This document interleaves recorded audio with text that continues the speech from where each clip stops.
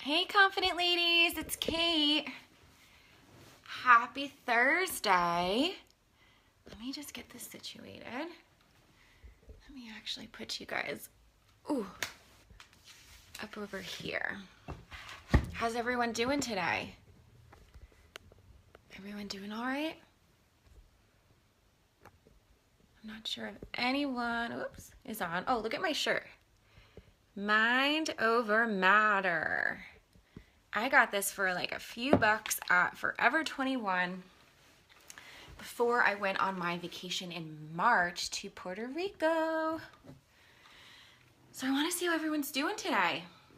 I think we have one viewer on. It looks like Facebook Live got a little bit different. There's some type of update now. There's like a red live button. It's different. So I have been on some calls this morning and doing some writing and planning for something special I'm going to be releasing soon. But I want to hear today, I want to know from you guys what's holding you back. I want to know what's been holding you back from getting visible, from showing up as yourself, and just getting out there and sharing your story. I know this week we've been talking again about staying in your own lane. This is something really important, and that's why I haven't stopped talking about it for the last couple of weeks, and why I did our June freebie on it, because I think it's so important.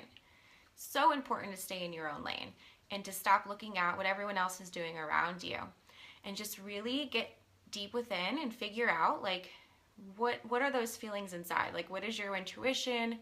What is your higher power? What is God? What is the universe? Whoever it is you believe in telling you needs to be those next steps for you. Lindsay's on. Hey, Lindsay. How's it going? So I want to know what's holding you back. Is it fear? Is it fear of what others will say about you, what others will think about you? Is it fear of failing? Is it fear of succeeding? What's really holding you guys back from showing up 100% unapologetically as yourself and getting online, getting really visible, showing up in groups all the time? Because again, this is how we really build our tribe. Lindsay says, I'm staying in my own lane by staying on my own couch today. I love that. Lindsay, is Gemma with you? I'd love to see a picture. I've got Turbo here with me. I'll show you guys. There he is. There's the little Turbo boy. He's being a good boy today. He had so much fun at daycare yesterday. It exhausted him. So he's being a very good boy, and I'm going to actually take him for a walk in a little bit. And side note, at daycare, next week he has prom. And it's actually pretty fun. They're going to be voting for prom king and prom queen. So I may possibly be sharing that link in the group with you guys. They're going to take pictures of all of them and have people vote. Jane, hi Jane, how's it going? Yeah, Gemma's in the bedroom with Sarah. The cats are out with me. Aw, me and the twins. The twins is, it's so cute the way you said that, Jess. Are eyeing over, I'm guessing Turbo. So again, I want to know from everyone, what's holding you back? What's holding you back from getting out there, sharing your gifts with the world, and really just being you? I have this conversation with clients, with people all the time about how they're afraid to just share their story. They feel like their story is not important. Why would anyone want to hear my story?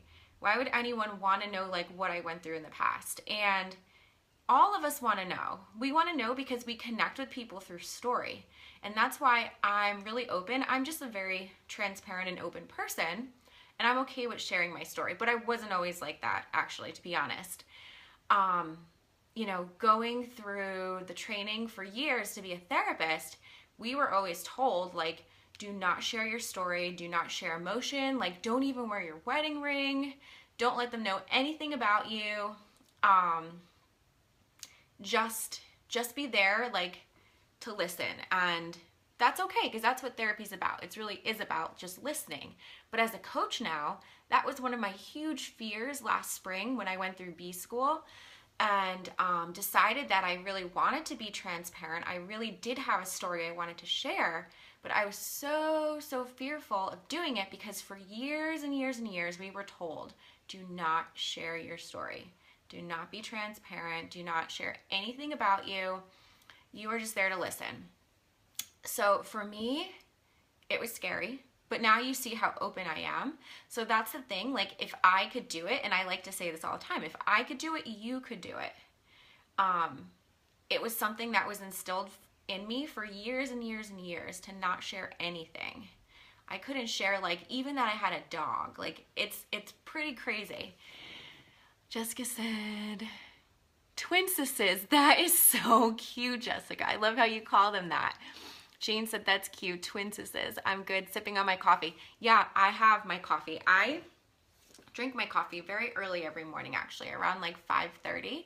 But sometimes I don't finish it, and I just keep drinking it throughout the day.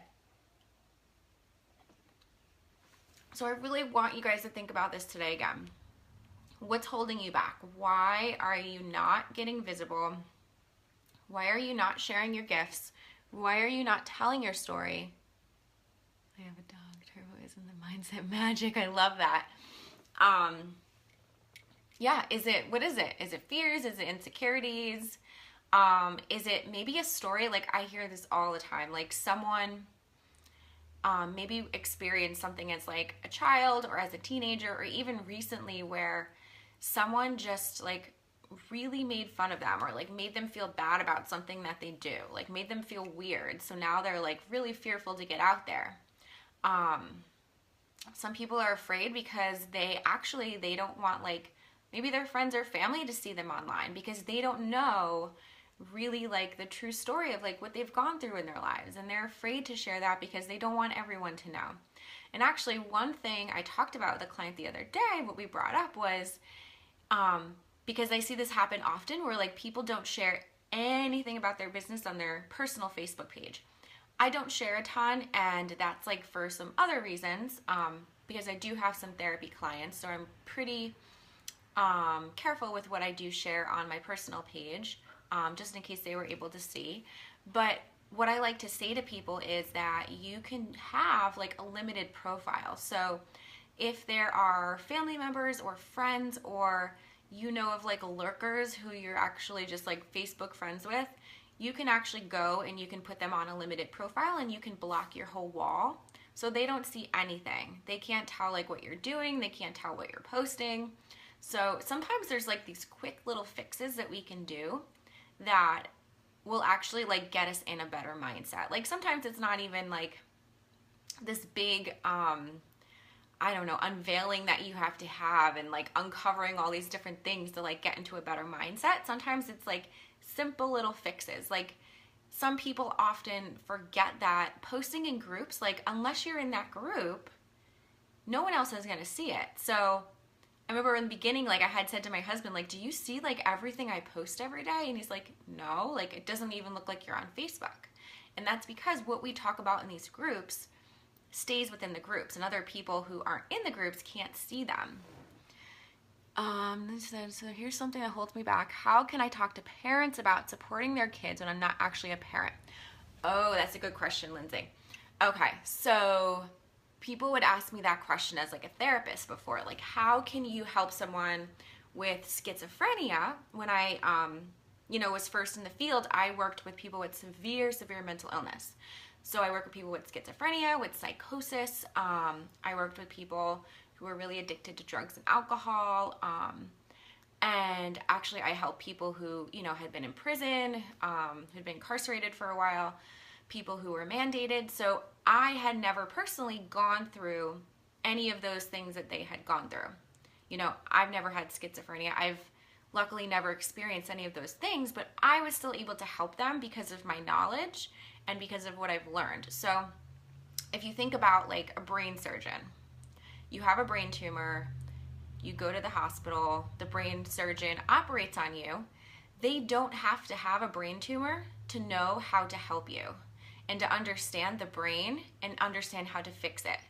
So just keep that in mind. Like, we don't have to have, like, for you, Lindsay, like, you don't have to be a parent in order to help these kids and to help those parents. you know how to help them in other ways. And sometimes when you're outside of the situation, you have more clarity too. Jessica said, how do you know is too much? I try to stay away from politics and religion, but will there be too much authenticity, too much visibility? So this is what I like to say to that, Jessica, is always share your scars and not your wounds. So it can be easy to vent at times, like when we're really worked up about something, or we're going through something at the moment. Maybe, you know, we're going through a painful situation. But when we talk about things that we're going through in the moment, the wounds, we have a different perspective. Like we're really not ready to share. So one way to know you're ready to share is that you go out there, you share whatever it is you want to share, and you could care less what anyone has to say. So someone could say something really mean about what it is you're sharing, and you are so detached from that situation and so far past that situation that it doesn't bother you anymore. So like that's how I knew when I could start sharing about my eating disorder. Like it's so far away from where I am right now that it doesn't bother me anymore. So anyone could say anything about me, like judge me, say whatever, and it doesn't bother me anymore. But maybe a couple years ago, I couldn't do that. Like it wouldn't feel good for me. I would get really offended. I would feel like really insecure. So always share your scars and not your wounds. Anything else? Confident ladies, so true. All good points. Thanks, Danielle. All right, well, I think that's about it for today. Do you guys have any questions? Yeah, so that's one good thing when you're posting and when you're getting visible in groups is just share different experiences that you've gone through. And also you don't have to always share personal. You can share client experiences without putting their names, friend experiences, family experiences, stories that you've actually just heard. Love that. You need to share that quote on your social media. Thanks, Jessica. Maybe I will. That's a good idea. Yeah. So, yeah, that's it for today. I hope you all have a good rest of your day, and it's beautiful and sunny here in New York. I am going to take Turbo for a walk. I'm going to show you guys him one last time. I am seriously considering and stewing over Lindsay's idea for turbocharging your mindset and trying to come up with some ideas about what exactly I'm going to do. I think I'm going to turn it into a monthly freebie workbook, probably like in the fall or so. So if you guys have any ideas or topics for me that I could turn that into, let me know, because I'm always open to ideas. All right. I hope you all have a good rest of your day, and please try hard today to do something to get yourself visible and get yourself out there and just be you. All right. I'll talk to you soon. Bye.